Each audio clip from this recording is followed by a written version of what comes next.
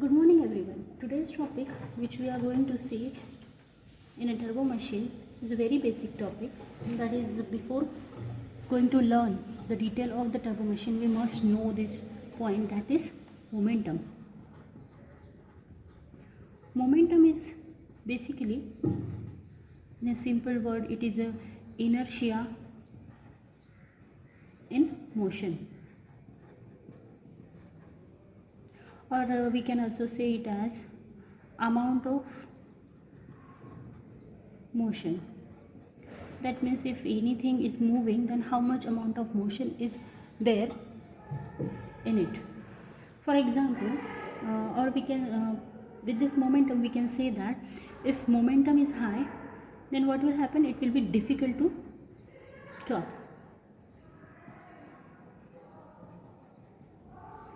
Okay, if we see the example, let's say we are having a bullet.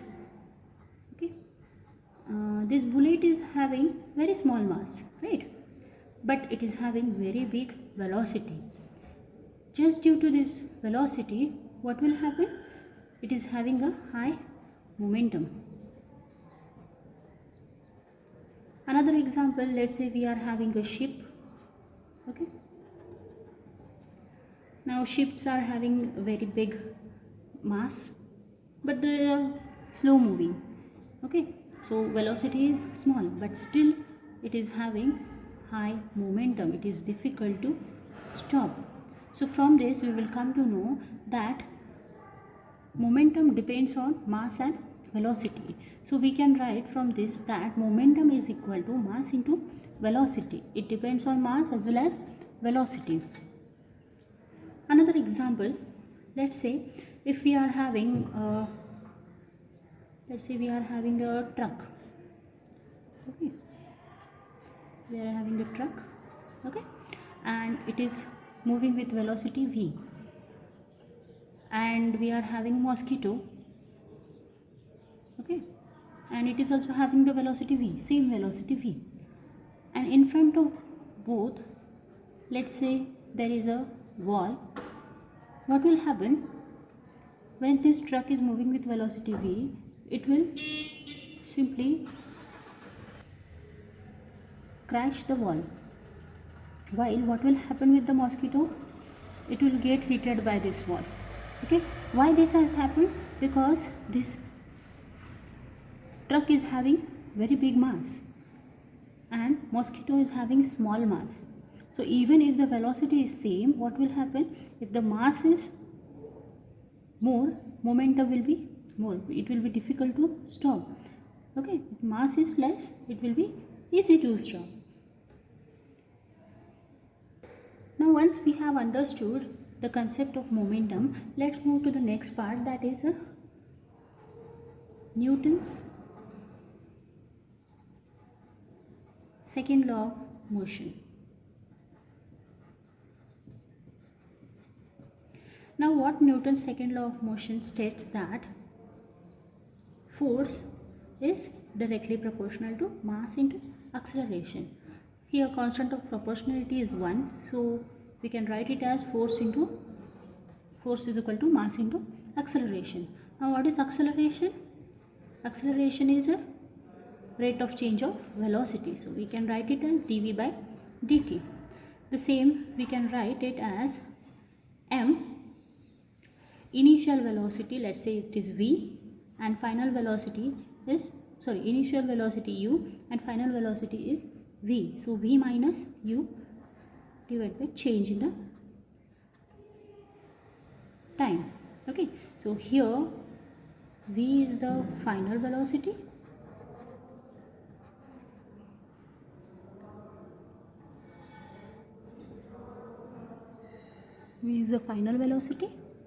and u is the initial velocity,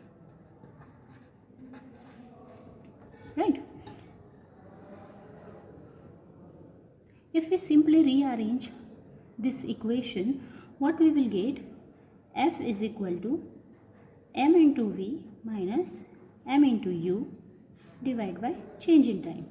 So from here you can see that this is the momentum, right? So you can write it as final momentum minus initial momentum upon time, right? So from this equation we can state that force is directly proportional to rate of change of momentum.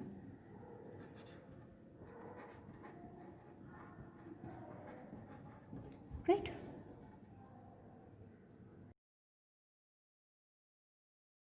So this is what we have found from the second law of thermodynamics, right?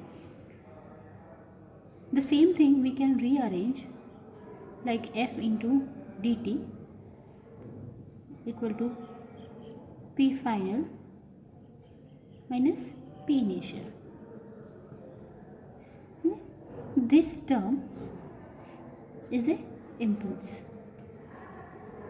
and this is change in momentum.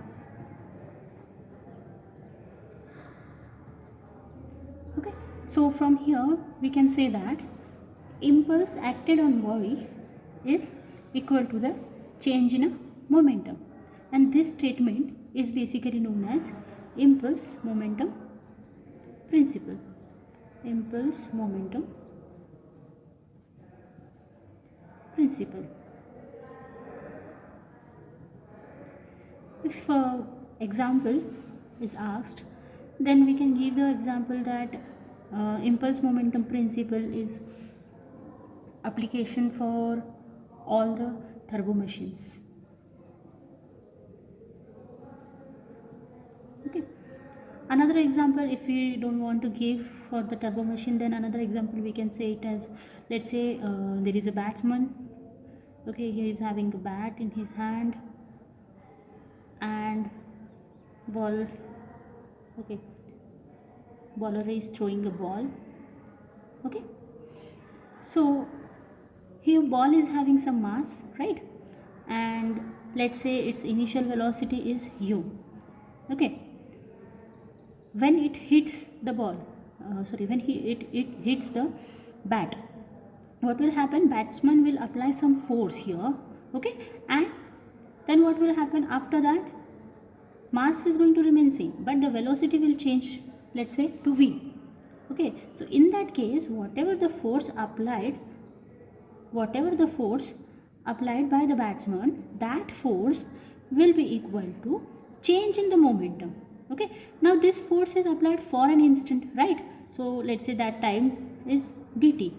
Okay, so this is what the impulse is. That impulse will be equal to final momentum minus initial momentum, right? Now here what we are doing, we are equating the impulse of the bat with the momentum, change in momentum of the ball. Okay, now let's say we are having a stream of water over here. Okay, that water is having let's say initial velocity, let's say v. Okay, and when it is let's say impacting on any plate, okay, after that let's say that water is turning here, okay, by 90 degree and getting the velocity of v, right? Here we don't have any parameter of this plate. Okay, we don't have any parameter of this plate. So in that case, what will happen? The force due to this velocity and mass flow rate of this water, what will happen? The force will be applied by this jet, right? Okay, as well as the change in momentum will also for the jet itself. Okay, so we are not taking any parameter of the object.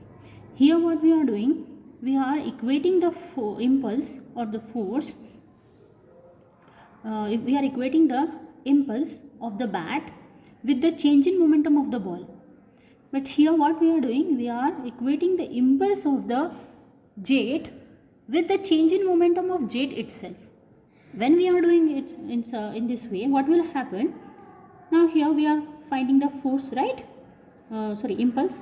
Okay, but as we are not equating it with the change in momentum of the plate. Instead, we are equating with the change in momentum of the jet itself. Then in that case it will be minus, right? So minus m into initial final velocity minus m into initial moment, right? So in that case what you can write, this impulse is equal to initial momentum minus final momentum. Okay, so always keep in mind, for all turbo machines we are always looking for the force applied by the fluid, okay, and change in its own momentum. So in that case always we are supposed to use this formula, that is F into dt is equal to P initial or initial momentum minus final momentum. Okay, let me tell you again. Here we are seeing, or we are equating the impulse of bat with the change in momentum of the ball. Okay, both are different parameters, but here what we are doing, we are equating the impulse of the jet with the change in momentum of jet itself. Okay, that's why what is happening, we are getting the negative sign. Okay, we are getting the negative sign over here, and due to that what will happen, the formula will get little bit change. Okay, so all turbo machines we are supposed to use this formula. Now let's move to the next part, that is impact of jet. Okay, now before going to this one, let me tell you first what is jet. Let's say we are having a pipe with us, okay, and in front of pipe we are having a nozzle. Okay, now inside this pipe, whatever the fluid is, let's say it is a water, it is having the pressure energy. Okay, it possesses pressure energy, and when this pressure energy, okay, water with a pressure energy passes through nozzle, due to reduction in the diameter, what will happen, it will come out of it with a very small diameter. Okay, and this pressure energy will get converted into a kinetic energy due to this nozzle. Okay, so as kinetic energy we are as there is an increase in a kinetic energy, what will happen, the velocity will also increase. Okay, so what is jet basically, this is the jet. Okay, this is what the jet is. So we can define the jet as a stream of water which is having a small diameter, okay, and very high velocity. So that is what the jet is. Now what is meant by impact of jet? Let's say in front of this jet, if we put any object, okay, any object, it can be moving, it can be stationary, doesn't matter. Okay, so when we are studying that how much force that jet is going to apply on this object, okay, so the study of it, that is known as the impact of jet. Okay, so we can say in a simple language that force exerted by jet on the object is impact of jet.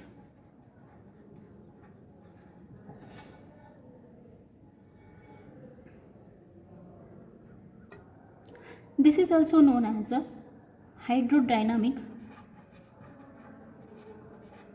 force.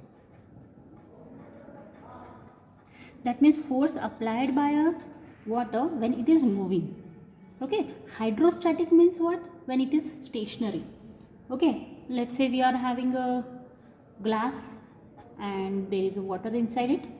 Okay, so due to the weight of this water and the height of this water, what will happen, it will apply a hydrostatic pressure on the bottom of the glass. Okay, why? Because the water is stationary and then it is applying the force. That's why it is known as a hydrodynamic. Here water is moving, right, your fluid is moving, and then it is applying the force. That's why it is having a, it is known as a hydrodynamic force. Now let's see the different cases of the impact of jet. So let's start with the first one, that is force exerted by jet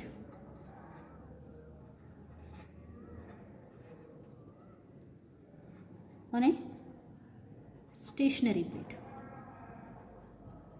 stationary vertical plate.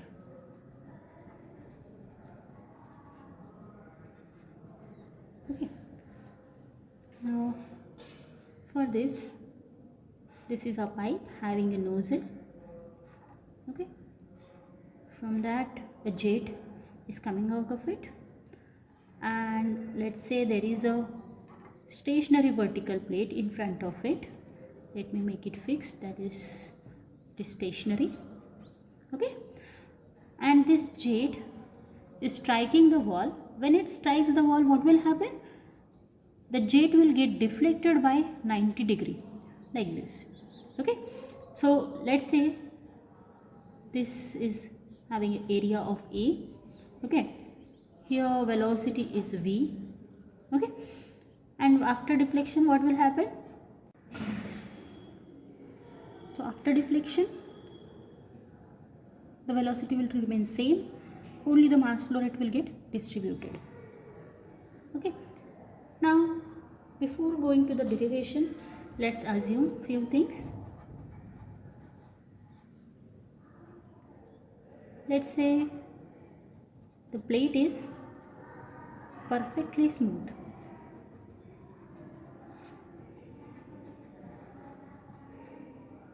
That means no friction will be there. Okay.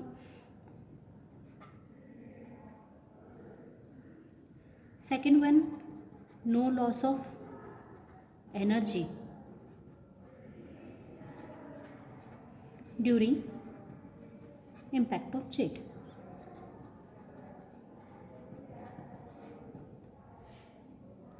Third one, velocity of jet is uniform throughout. Okay, these assumptions are basically made to derive it. Let's start from the simple thing. Okay, now as plate is perfectly smooth, what will happen? There will be no loss in velocity also. Okay, so whatever the velocity it is having before the striking, the same velocity will remain after striking. Okay, now when the jet is applying the force over here, the force will be, again we can resolve it in two directions, right? So we can resolve it as Fx as well as Fy. Okay, so by applying the impulse momentum principle over here, okay, that is Fx into dt equal to initial momentum. Okay, now initial momentum is what here? Let's say mass flow rate, mass is m, right? Then initial velocity is v in x direction, right? And final momentum, mass is going to remain same, right? Okay, but what will happen? Mass is going to remain same, but what will happen? This jet is deflecting directly by 90 degree. That means after impacting, there is no velocity in x direction. So in that case, your final velocity is 0, right? So in that case, what will happen? M into V, only this much will be remaining. Now if I change it over here, take it over this side, what will happen? Fx will be equal to m by dt into v. Now why I have taken it on this side? Because whenever any jet is moving, okay, at that time finding its mass is quite difficult. Instead we can easily find the mass flow rate, right? So instead of finding the impact, okay, instead of finding the impulse, let's find a force, okay, in x direction. So for if we are finding the force, we have to take this dt on the other side, which will be actually helpful for us. That is, we can easily find the mass flow rate. Okay, so m dot, I have taken it as m dot into v. Okay, Now what is m dot, right? So your Fx is m dot into v, right? Now what is m dot? M dot means what? Density into volume flow rate, right? Into velocity. Okay. Now what is volume flow rate? Volume flow rate means area into velocity. Okay. Area into velocity. Okay. This mass flow rate is for jet, and jet is having the velocity v. That's why only we have written the a into v. Let's take the same velocity, this velocity here. So what will happen? Your Fx will become rho a v square. So this is what the force applied by this jet in the x direction. Okay. Now if we want to find it in a y direction, okay, now here I am taking Fy. Okay. Now instead of writing dt over here, I am directly taking it as a m dot. Okay. So Fy into m dot. Okay. What is the initial velocity? Now initially there is no velocity in y direction, so 0, and final velocity is v, right? Okay. But what is happening? Mass flow rate is getting divided over here. Okay. So this is plus v and this is minus v, right? And that will get cancelled out. Okay. So your final velocity will also be 0. Okay. So if it is 0, you can say it as 0. In another way, Fy, okay, initial velocity, initial momentum is m dot into 0. Okay.